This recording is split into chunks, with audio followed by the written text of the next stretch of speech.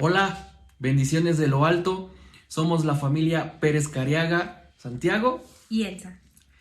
Y en este 7 a las 7 queremos bendecir sus vidas con una palabra que creemos nació en el corazón de Dios. Seamos un altar. Ok, vamos a comenzar leyendo Romanos 12, versículo 1 y 2 en la NBI. Por lo tanto, hermanos, tomando en cuenta la misericordia de Dios, les ruego que cada uno de ustedes en adoración espiritual ofrezcan su cuerpo como sacrificio vivo, santo y agradable a Dios. No se amolden al mundo actual, sino sean transformados mediante la renovación de su mente. Así podrán comprobar cuál es la voluntad de Dios, buena, agradable y perfecta. Entonces, para que haya un sacrificio, debe de existir un altar. Y el altar es un lugar donde algo debe de ser destruido o algo debe de morir. Y eso pasa cuando nosotros decidimos ser ese sacrificio para el Señor. Al entregarle nuestros pecados, nuestros errores, nuestras fallas, lo malo de nuestra vida que veníamos arrastrando y que no nos dejaba avanzar. Entonces es ahí cuando nosotros comenzamos a levantar ese altar. Y nosotros al hacerlo vamos a tener por seguro que cosas nuevas van a pasar en nuestra vida. Como dice en 2 Corintios 5:17. Por lo tanto, si alguno está en Cristo, es una nueva creación. Lo viejo ha pasado, ha llegado ya lo nuevo. Y un personaje experto en altares fue Abraham. La Biblia enseña que Abraham, a cada lugar que iba para instalarse, o donde Dios le hablaba, o donde Dios se le aparecía, ahí edificaba un altar. Desde Génesis 12 hasta el 22 vemos los altares que edificó Abraham. El primero está en Génesis 12:7, el segundo en Génesis 12:8, el tercero en Génesis 13:18. En esos tres, como en todos, debió haber un sacrificio, una ofrenda. Pero el altar, el último altar que le ordenaron a Abraham edificar, Génesis 22:9.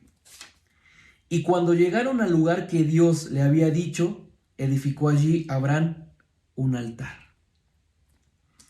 Sabemos quién era la ofrenda.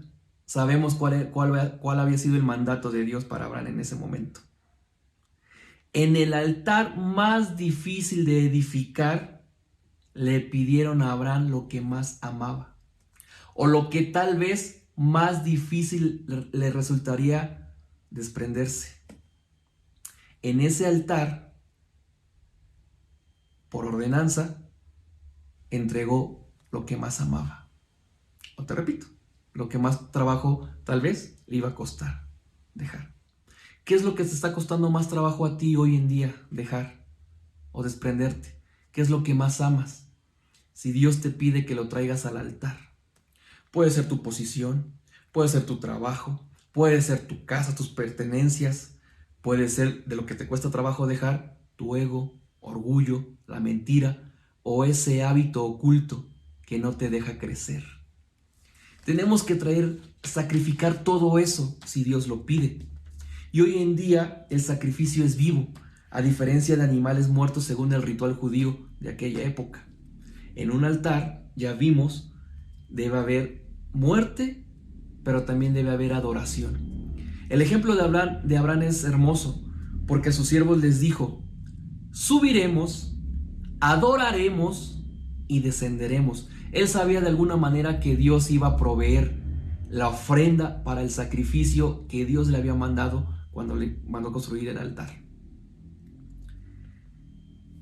Cuenta la Biblia que cuando Abraham iba a hacer caer el cuchillo sobre el cuello de Isaac, se le apareció el ángel de Jehová y le dijo: detente, he visto que eres obediente.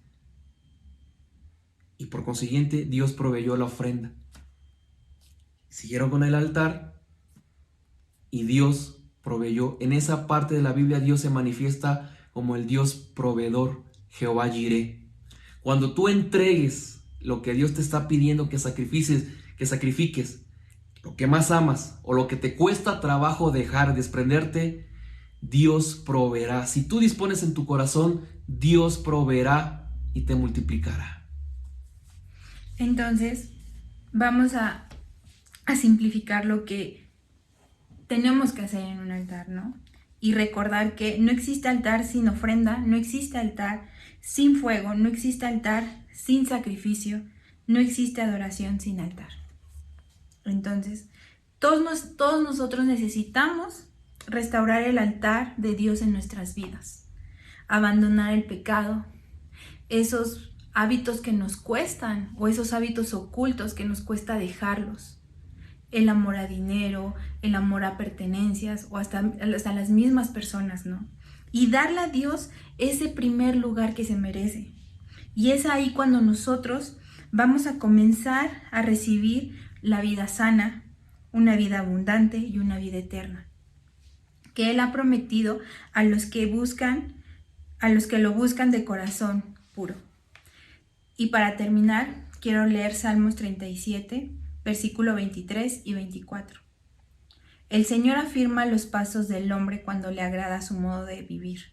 Podrá tropezar, pero no caerá, porque el Señor lo sostiene de la mano.